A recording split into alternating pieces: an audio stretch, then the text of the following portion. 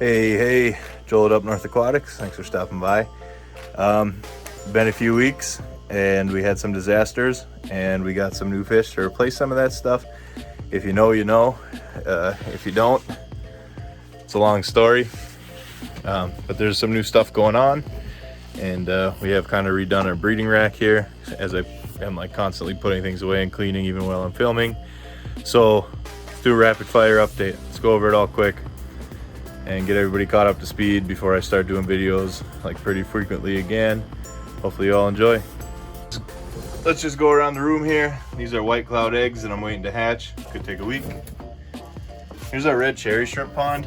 I thought like they were dying and stuff because I couldn't see them much, but I just turned the lights on and they were all out scavenging around in the sand. So I think when the lights are on, they head back into the dark or like into this decoration, which would make a lot of sense. No babies yet, but still lots of red shrimp, including that guy right there. No deaths, and I just lied to you guys. Check this out. They're breeding. There's a baby red cherry. This is zero maintenance, zero filtration, $9 kiddie pool, treated tap water, sandblasting sand that was less than 10 bucks, and some hornwort that's $4. So less than $50, that includes the shrimp, and no filtration, and a little sprinkle of fish food like every 3 days, and there we go, we're breeding shrimp. Pretty easy to make a profit that way, hint, hint. 75 gallon that we completely turned into like a full-on, let's see how much stuff we can breed at once. A little bit of algae on the front, so bear with me here. We have just about every kind of white cloud, wow. Just about every kind of antler imaginable, including some females, and some really pretty ones. Blue snails that are making nests. You can see them all over the place in here. And if I can catch them on camera, there's some babies back there. There's babies everywhere in here, mostly up in the hornwort. If I can catch one on camera, there's blue dream shrimp in here. No blue dream babies yet, but they just went in, and it's been, well, a couple weeks now, and they're all alive. And there's one. So yeah, 3 different species, all actively breeding in the same tank. So I think that's a win. Here's our baby shrimp fishbowl that looks nasty. But the shrimp are still in here and growing up. It's gonna be like impossible to get them on camera. A bunch of like uneaten food. It's kind of gross. I was hoping the bacopa would start to flower being out of the water. It's still alive, it's just not flowering. But the babies are just growing up in there. And then we'll put them in one of the breeding, or one of these breeding tanks and just breed more and more and more of them. Here's my quarantine. After the disaster I had, everything is getting meds for like weeks before they go into any other tanks. But to replace our huge fancy goldfish, I figure why not grow out some more. So I got a pearl scale, and that's called a demikin back there. It's got a really short back fin, but it has the telescoping eyes. Really pretty fish. So they're just gonna sit in medication for a while. As you can see, there's like a white spot on that pearl scale's fin. Don't wanna freak them out too much. Here's 2 fish that I caught out of the big pond that are going into the even bigger pond at my sister's house. Empty. Bunch of white clouds, the tiny little specks in there. About 150 white clouds, about 50 baby red cherries growing up, empty. And then blue dreams growing up with some blue ram's horn snails. Here's our monster pond, and we're not gonna see any of them. But in here are my 2 Oscars, my giant pleco, and my like softball sized blood parrot. We'll have to do like a tank by tank, this tank only type of deal. Basically, it's got the same water volume as like a 6-foot tank, except these guys can go back and forth inside to side. And in a 6-foot tank with how narrow it is, they couldn't go back and forth. They could just kind of swim to one side, turn around, swim to the other. So now I'm hoping like this is a little more comfortable for them, gives them a little more territory, and they just kind of like hide under the shade in the back, but then they come out and eat and stuff. You can catch a quick peek of my albino Oscar way back in there. He's the only one you can really see though, with the lighting and the color of the tank. Didn't think that out too much, but I'm just happy that they're happier in this setup. Let's move on to something new here. A 125 gallon tank with a single female endler. Oh, I'm just kidding. This is a Florida gar tank, and as soon as I get the camera out, he's MIA after being out like all afternoon, so that's cool. But yeah, we got a Florida gar to grow up. I'm gonna use, he's pretty small yet, I mean, he's over a foot long, which is pretty small yet. They get about 4 feet long. I'm going to use this tank so I can view him a lot easier, which is turning out to be a pain in the butt. But we'll get some decorations out, and maybe some of this floating plants out so we can see him better. I'm going to use this to grow him up, and I'm going to use it to try to get him off of live food. Because when he's big, it is going to be a pain in the butt to feed him. But right now, any antler that I get in my antler breeding tank that doesn't look like what I want it to look like, just goes in here and eats them. So, oh, is that a beak? That's a beak. Way up in there. Way up in there. There he is. So there's food in the water right now. So he's gonna act like a stick or a log. That's his beak. Right here in that gap. That's his beak. You can see him moving now. He's gonna act like a log or a stick or something, like nonchalantly floating around when there's food in here, just so that the food swims up to him and he can snap at it. But once he's bigger, we'll be able to get a lot better video of him. There's a molly that he killed and didn't eat because it's a little too big for him, so I'm letting the snails eat it for a day or two, and then I'll just pick the body out. That's gross. Moving on. Here's our other new guy. A red devil, but like a full grown one. He was like 15 bucks at some local fish store I shopped at. He lives with our vieja, and they live in harmony, which is weird because that vieja is tiny, so I wasn't expecting that. He's an interior decorator, so every day the tank looks completely different, and I actually think that's kind of cool. I like having a fish with like personality that can like take over a tank and make it their own. There's a vieja. Take the tank and make it their own. I think that's super cool. He's never seen a camera before, so he's being super weird. But yeah, there he is.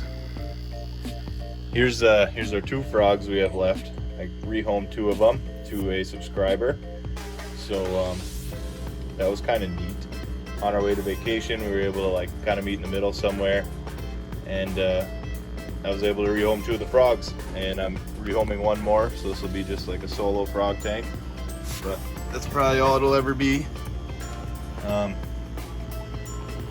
The bettas came out of their jars because I'm done conditioning them because I don't think I'm going to breed them. So I got some males in 2.5 gallons, just chilling, loving life, and then a male each in 10 gallons down here with mystery snails that are breeding. They are, yeah, just living out their life in these tanks, and at least I could breed snails in them with them. So these tanks are pretty much taken up for now. Just pets are kind of neat, but they will always be available if I do decide to breed again. So that's cool. I definitely wasn't going to rehome them, especially not this male. Like, I love this male. I want to get him with one of my red females if I decide to free up some tank space to raise some babies, because that was going to be a lot of tank space used. But we did not get rid of them. We just got them out of jars. Here's my colony of electric yellow and Buna, yellow labs. One of them, I'm assuming, is like the dominant male because he's getting a lot of blue on it. Oh, I should have cleaned that glass. He's getting like a blue anal fin and a lot of black on him. And he's digging out pits like crazy. They're all kind of digging out pits, making this their own.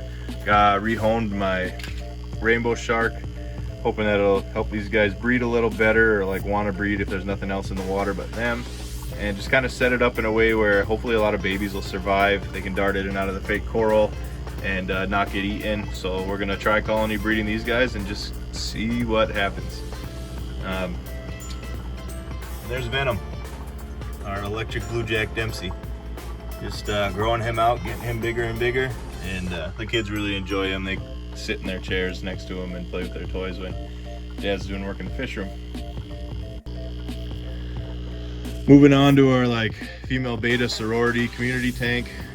Nothing's changed here, and I don't plan on changing anything here. This is the tank that I set up. Got the fish I wanted, and I just love it, so I don't mess with it. All my females still getting along, no nip fits or anything. The bloodfin tetras are getting like huge, and all their fins are getting red, not just their tail fins, which is, I'm assuming, a good sign, I think. so we'll roll with it. And the catfish that are all in here, including that Raphael leaning up against the corner, are still never seen. So even better, I guess. Yeah, nothing's changed here. Just a fun group of fish together that sometimes can be a struggle with the sorority, but that we're making work and that I am just enjoying owning and taking care of. Now, for one of my favorite new arrivals and like the last new arrival, an axolotl. My wife fell in love with him and I was like, okay, that's different. So we took him home and now I am in love with him. It is like the coolest little, like, I think they're an aquatic salamander.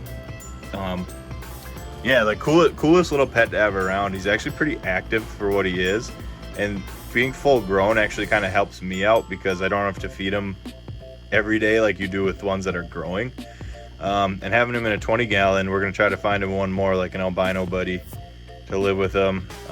And right now the tank's just a mess because things thrown around everywhere in there just so he has places to hide and whatnot. They like to have caves and dark places and, you know, things to dip in and out of. But I should definitely do like a species only video on this guy, even though he's not a fish. But super cool.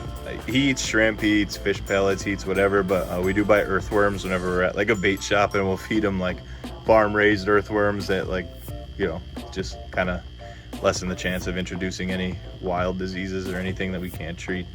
And it's like having a little puppy dog when you feed him an earthworm. So we'll do a video of that upcoming. I just fed him yesterday, or else I do it right now. So yeah. And then we have our white clouds. And not many of them in here because I forgot to show you in the beginning of the video. They're currently spawning in 5-gallon buckets.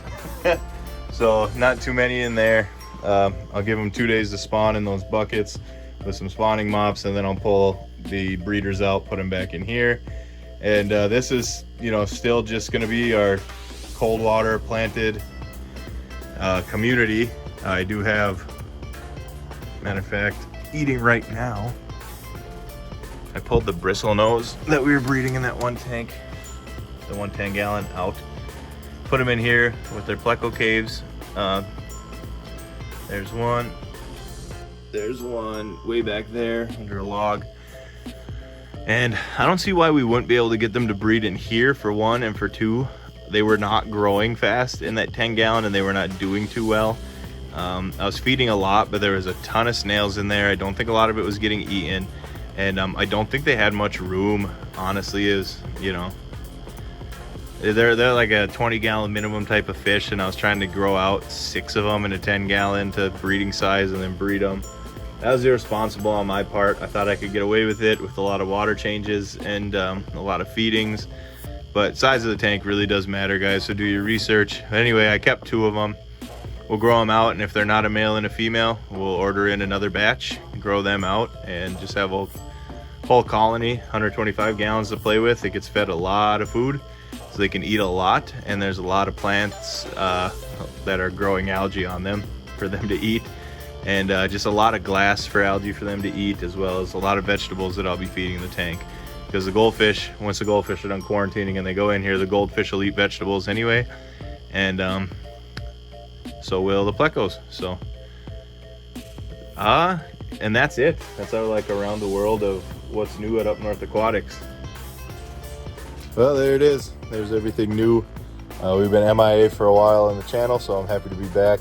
There was like a 1-week family vacation in between, a lot of like drama and stuff going on down here with losing fish, fighting a disease that I thought was ick, having it not be ick, and then just like ending up with a bunch of empty tanks, having to get them like sanitized and ready for more fish, figuring out what I even wanted to do. You know, do I want to replace the species, whatever, or keep doing that species? I don't know what was available to me, so took some time off, kind of well needed like mental thing, and then we had some fun on our vacation, and I hit up some local fish shops while we were out of town. Shout out to the Wet Spot in Minneapolis, Minnesota. He was really cool. And shout out to the Ace Hardware in Wausau, Wisconsin for having a ridiculous selection of fish. That was baffling that an Ace Hardware would have a dozen saltwater tanks and 24 freshwater tanks, and they were carrying puffers, axolotls, live bears, egg scatterers, cichlids, fancy goldfish, those 2 expensive fancy goldfish, at decent wholesale prices. So yeah, the Wet Spot, Minneapolis, and Ace Hardware just outside of Wausau, Wisconsin. Don't remember the exact, actually, you know what? It wasn't Wausau.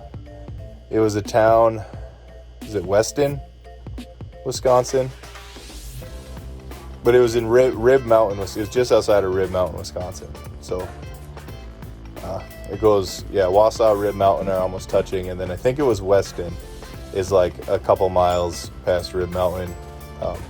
Horrible directions, but you look up Ace Hardware, Rib Mountain, Wisconsin, you'll find these people, and they are amazing. So shout out to them, and again, the Wet Spot, and definitely in a better spirits about the fish room now, and excited to grow up what we have, especially that gar. I know he's going to be about 4 feet long, so we'll have to do something really fun probably this spring with him, so stay tuned for that, and we will have a good to just go back to having a good time and not stressing out about stuff. So until next time, thanks.